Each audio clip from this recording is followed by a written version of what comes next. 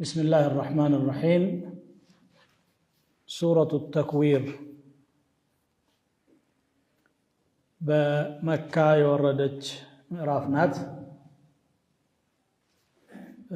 وفي سنن الترمذي من حديث عبد الله بن عمر رضي الله تعالى عنهما قال رسول الله صلى الله عليه وسلم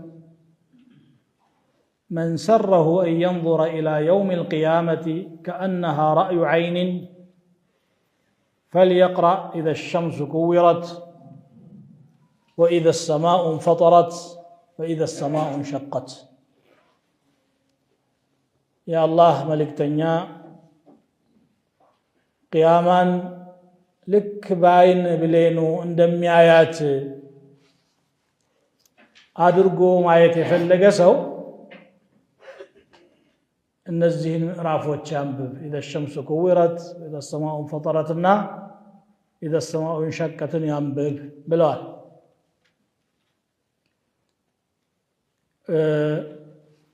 في صحيح البخاري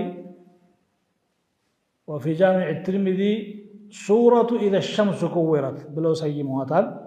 መግቢያው ላይ ባለው አረፍተ ነገር ማለት ነው። ብዙዎቹ ደግሞ ሱረቱ ተክዊር ብለው ይጠራታል።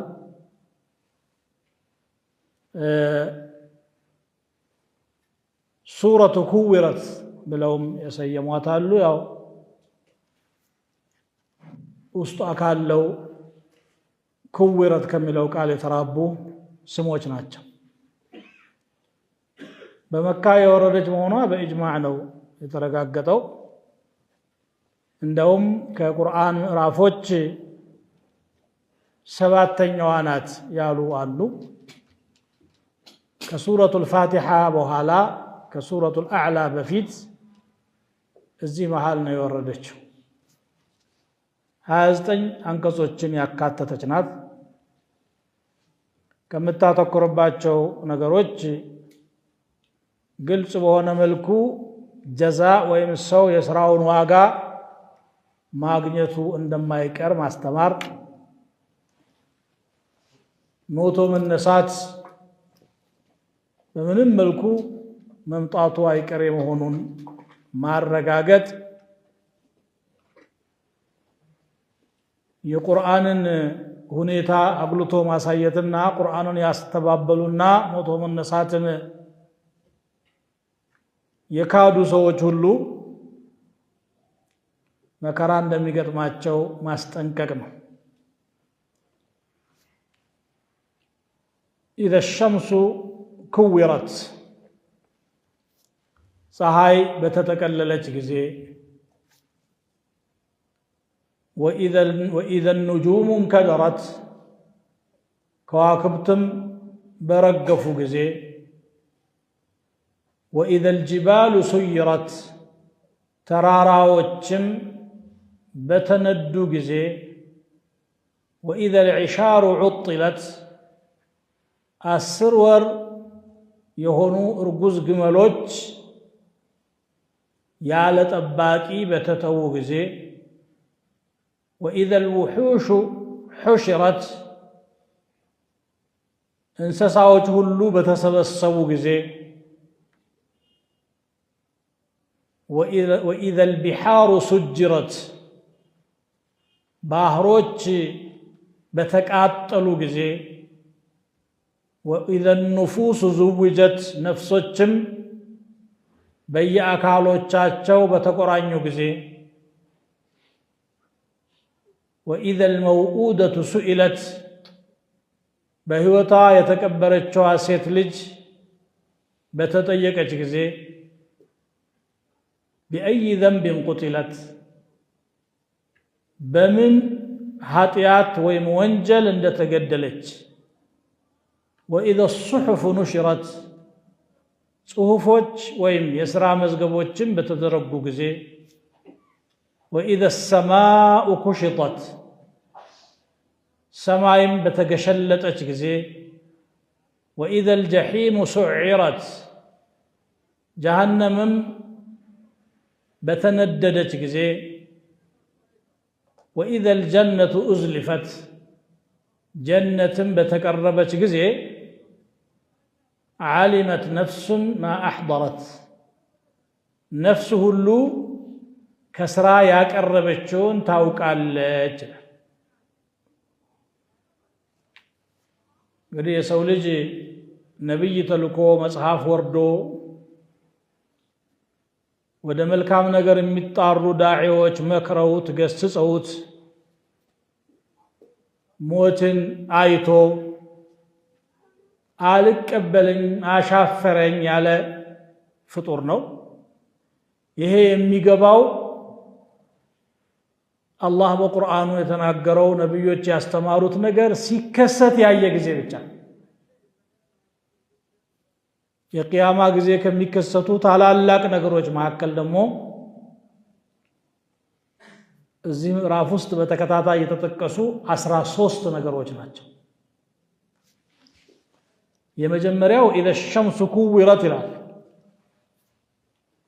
ኩዊረት ማለት ጭምትርትር ብላ ጠቅለል ብላ በምትወረወርበት ጊዜ ማለት ነው። ወይም አብዱላህ ኢብኑ አባስ እንደተናገሩት አዝለመት በጨለመች ጊዜ፣ በሌላም ከሳቸው በተዘገበ ዘገባ ዘሀበት በጠፋች በወደመች ጊዜ። በዚህ ፍጥረት ዓለም ውስጥ ካሉ ታላላቅ አካላት መካከል አንዷ ፀሐይ ናት። ብዙ ግሳንግስ የከበባት አጃኢብ ያላት ፍጡር ናት። ትጠፋለች እያለ ነው። ወቃለ ሙጃሂዱን ኢድመሐለት ወዘሀበት ወቃለ ቀታደቱ ዘሀበ ضوءها ብርሃኗ ሲወገድ ከስላ በምትቀርበት ቀን ማለት።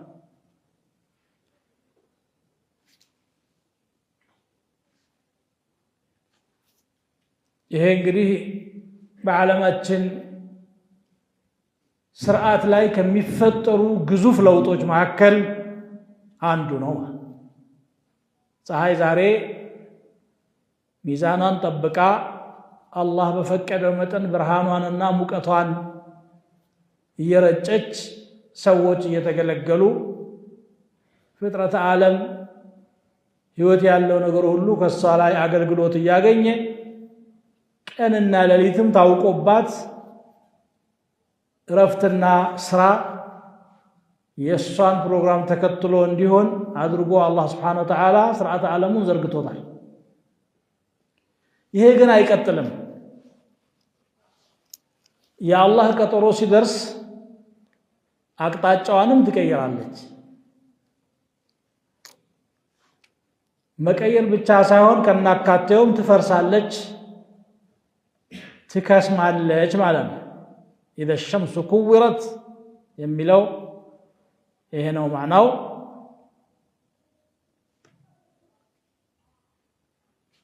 ወኢዘ ኑጁሙ እንከደረት ከዋክብቶችም በሚረግፉ ወይም በሚንጠባጠቡ ጊዜ ወኢዘ ልከዋኪቡ እንተፈረት ብሎ በሌላ ምዕራፍ እንደገለጸው ነው።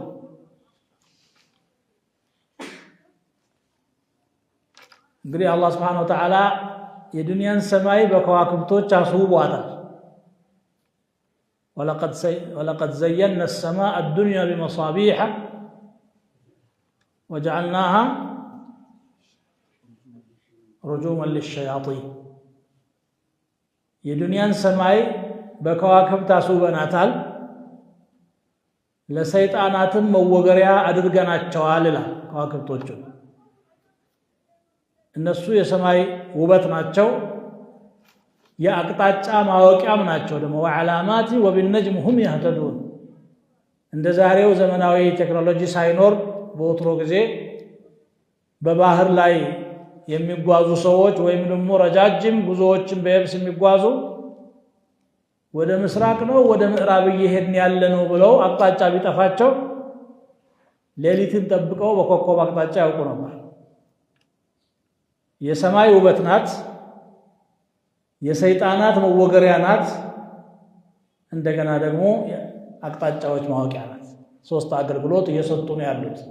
የአላህ ቁድራ ምልክት መሆናቸው እንደተጠበቁ ነው። የዛን ጊዜ ግን እንደ አምፖል ዱብ ዱብ ብለው ተበታትነው ይጠፋሉ በማለት ነው አላህ Subhanahu Wa Ta'ala እየገለጸ ያለው። وإذا الجبال سيرت ተራራዎችም ሲነዱ አለ። ወዴት ሌላ አንቀጾች ላይ ተንትኖታል። እዚህ በጥቅሉ ያስቀመጠውን ተራራዎች ምድር ከተፈጠረች በኋላ የምድርን ሚዛን ለመጠበቅ ከጊዜ በኋላ ተፈጥረው ጣል ጣል የተደረጉ ማረጋጊያዎች ናቸው። وألقينا فيها رواسي شامخات ብሎ እንደሚገልጸው ታላላቅ አረጋጊ ተራራዎችን ጥለናል ይላል። ያኔ ደግሞ ንቅል ያደርጋቸውና በህዋ ላይ ይሽከረከራሉ እንደ አውሮፕላን። وترى الجبال تحسبها جامدة ተራራዎችን ግርር ያሉ የደረቁ አድርገህ ታያቸዋለህ ስትመለከት። وهي تمر مر السحاب ይላል። እንደ ዳመና አይነት ማለፍ ያልፋሉ ይጓዛሉ ህዋው ላይ አንዱ ካንዱ ጋራ እየተላተመ ወደ ዱቄትነት ወደ አሸዋነት ይቀየራሉ። የምድርን አባጣ ጎርባጣ ያስተካክላሉ። ويسألونك عن الجبال ስለተራራዎች ይጠይቁሃል።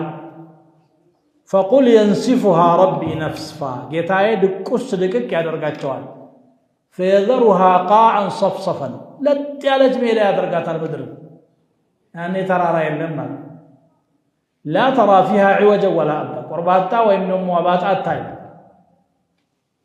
ይደለደላል ማለት እንግዲህ ተነርተው እንዲህ ነው የሚሆነው። ويوم نسير الجبال وترى الأرض هامدة وإذا العشار عطلت يأسر ورقز جملوج ያለት አባቂ ሲለቀቁ የሚለው እንግዲህ አረቦች ውድ ንብረት እነሱ ዘንድ ግመሎች ናቸው። ያንን የበረሃ ህይወት ተቋቁመው ስጋቸውም ወተታቸውም ጸጉራቸውም ቆዳቸውም አገልግሎት የሚሰጥ ሲኖሩም ሲሞቱም ጉልበታቸውም የሚያገለግል የሆኑ ፍጥረቶች ናቸው። ከህይወታቸው ጋር የተሳሰሩ ናቸው። ዛሬም ቢሆን ወተትና ስጋቸውን ከመጠቀም ዓለም ወደ ኋላ አላለም። እንደው በመጓጓዣነት በተወሰነ ደረጃ ቢቀንስም ያኔ ለምንድን ነው ጠባቂ የሚያጡት? የቂያማ ትላልቅ ምልክቶች ሲከሰቱ ሰው ጭንቅ ጥበብ ስለሚል ስለ ሀብቱ ማሰብ አይችልም። ስለዚህ ተዋቸዋል ማለት ነው። قد اشتغل الناس عنها وعن كفالتها والانتفاع بها በጣም ይወዳት የነበረች ንብረታቸውን ይጥላሉ። ወይንም في صحيح مسلم የመጣ የሚያስገርም ሐዲስ አለ። ሁሉም ያስገርማል። ምንድነው የሚለው?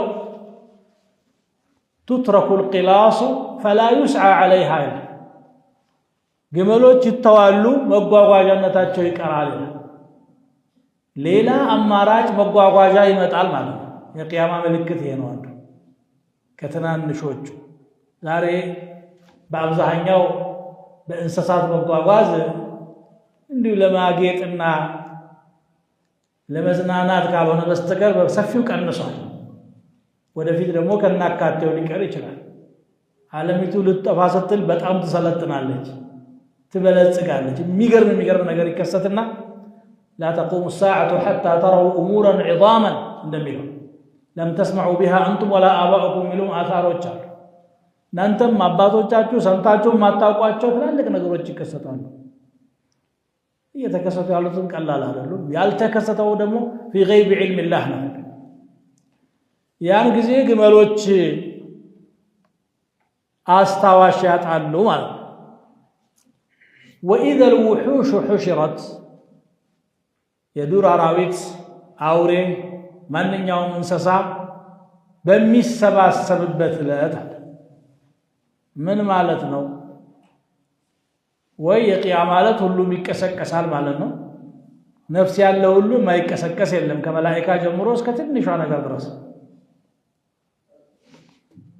ይሄ ነው ሁሽረት የሚለው ወይ ደግሞ በዚያ በጭንቀቱ ጊዜ አውሬው ስለፍየሏ ማሰቡን ይቀርና ሁሉም ይንሸራደዳል ሩዕብ ይገባበታል ሁለቱም የሚከሰት ነገር ነው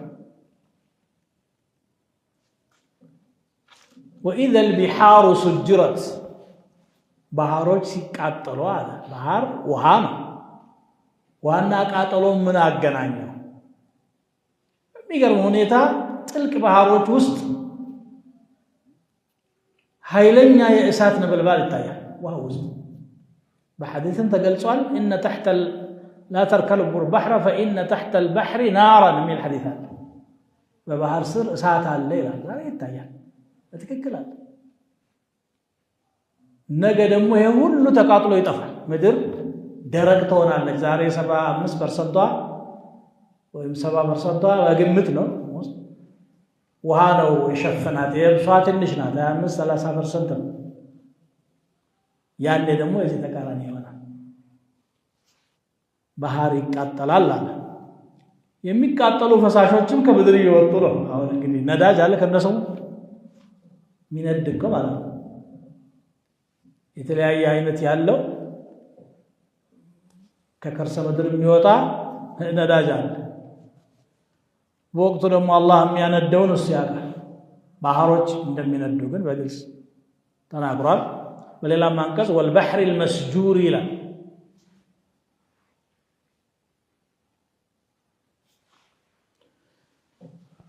وإذا البحار سجرت أوقدت وإذا النفوس زوجت ነፍሶችም ከአካላቸው ጋር ሲጣመሩ ማለት እያንዳንዱ ሟች ዳግም ከከርሰ ምድር አፈሩ ወጥቶ ሩሑንም አላህ ካስቀመጠባት መልሶ ወደ አካል ያዋህዳትና እንደ ዛሬው ሕያው ሆኖ ይነሳል አንዱ ማዕና ይሄ በሌላ ተፍሲር ደግሞ ከመሰሎቻቸው ጋር ሲጣመሩ ማለት እንግዲህ የኩፍር መሪዎች አሉ የኩፍር ደግሞ መዝሐቦችም አሉ በጣም የተለያዩ የኩፍር አይነቶች አሉ ሁላቸውም ኩፍር የሚለው ነገር ቢሰበስባቸው ለዚያ ሁሉ መሪ አለ ሁሉም መሪውን ተከትሎ ነው የሚሄደው መሰልህ ጋር ተሰለፍ ነው የሚባለው احشروا الذين ظلموا وازواجهم ይላል እነዚያን የበደሉትንና አምሳያዎቻቸውን ቀስቅሷቸው وما كانوا يعبدون من دون الله ከአላህ ሌላ የሚያመልኩትንም አንድ ላይ فهدوهم الى صراط الجحيم ወደ ነዲዱ እሳት መንገድም ምሯቸው ይላል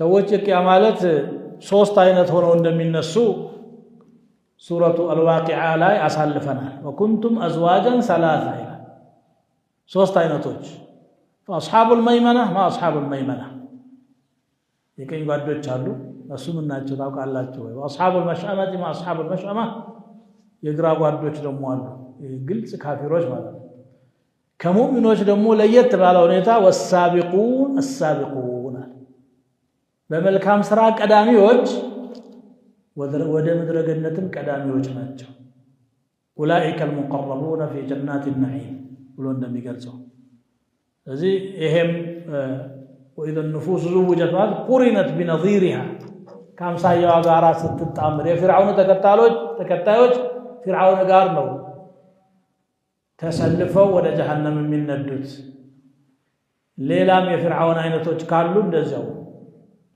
صاحب كل ضلال مع اتباعه وصاحب كل بدعه مع اتباعه ሁሉም በተከታዩ ጋራ ተጣምሮ ይነሳል ማለት ነው የውመል ቂያማ ብቻ ሳይሆን ጀሃነም ውስጥ ደግሞ ሙቀረኒን ነው ተጠርንፈው አንድ ላይ ሊታሰሩ ይችላሉ ወልዒያዙ ቢላሂ ሚን ذلك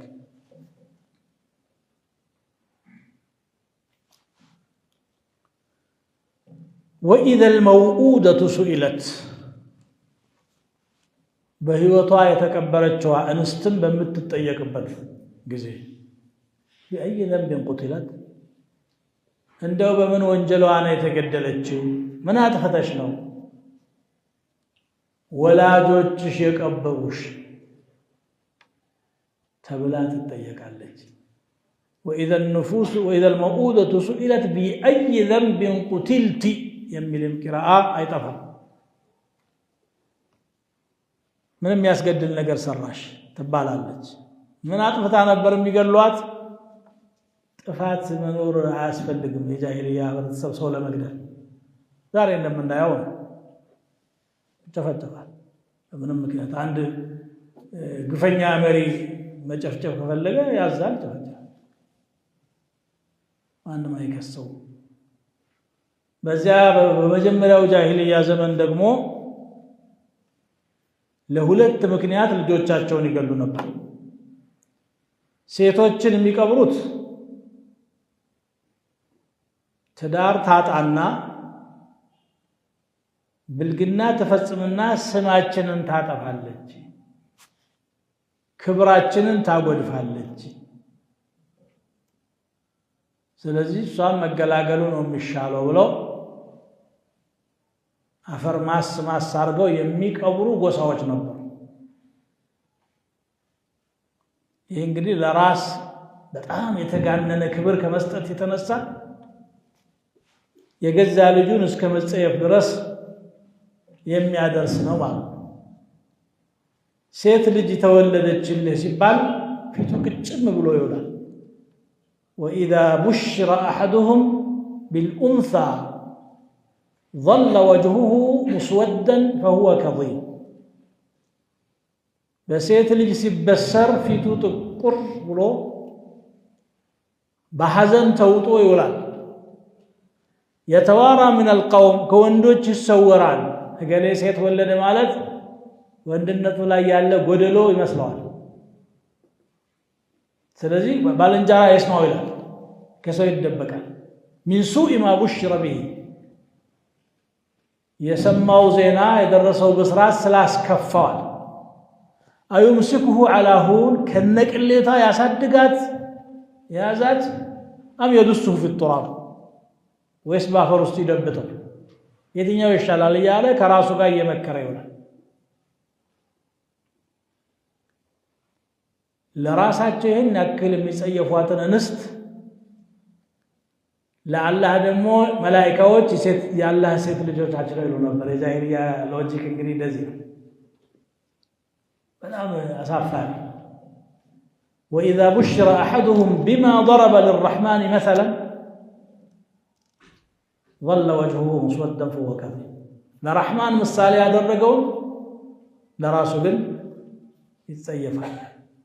አንዱ ምክንያት ይሄ ነው። በቃ ሴት ልጅ ከተወለደች ትዳር በዋዛ ላታገኝ ትችላለች። ካላገኘች ደግሞ ወደ ሌላ አማራጭ ትሄዳለች። ከዛ የተነሳ እኛ ስማችን ይጎድፋል በሚል።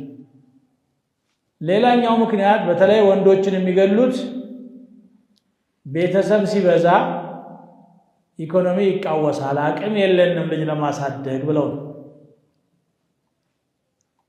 ከዛ አንፃር የቤተሰብ ቁጥር ለመቀነስ የዚያን ጊዜው ዕውቀታቸው የፈቀደላቸው አፈር ውስጥ ማስገባት ነው። የዛሬው ደግሞ በተራቀቀ ዘዴ ይህንን ያደርገዋል። አንደኛ መጀመሪያውኑ እንዳይጸነስ ይከላከላል።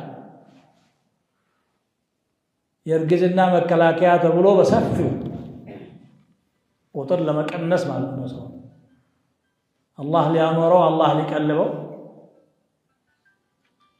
ፖፑሌሽኑን መቀነስ አለብን በሚል ይሄ ይደረጋል።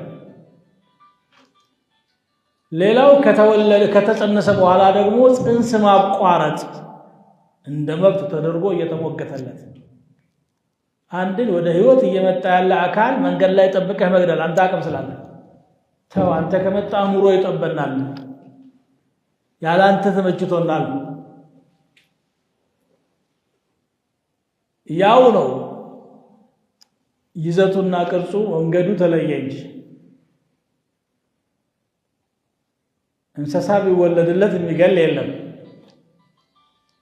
የምትበላው ሳር አታገኝም ብሎ ልጁን ግን እንደዚህ አብዛኛው ሰው እንደውም የማያገባው ከወለድኩ ማሳደግ አልችልም በሚል ነው። ይሄ ያስጠይቃል። በተለይ ከተጸነሰ በኋላ ወደ ህይወት እየመጣ ባለበት ሰዓት መግደል ወንጀል ነው። ሱኢለት ቢአይ ዘንብን ቁትለት በምን ወንጀል እንደተገደለች ትጠየቃለች። አላህ ስብሓነሁ ወተዓላ ያውቃል ያለ ወንጀል መገደሏል። ግን እነኛ ሰዎች ላይ ማስረጃ ለማቆም በደለኝነታቸውን ለማረጋገጥ ስለፈለገ ነው።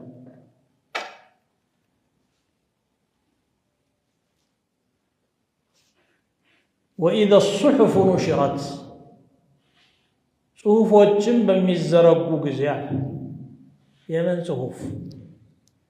የእያንዳንዳችን ስራ በመላኢካ አማካኝነት ሪከርድ እየተደረገ ነው ያለው። ይጻፋል፣ ይዘገባል።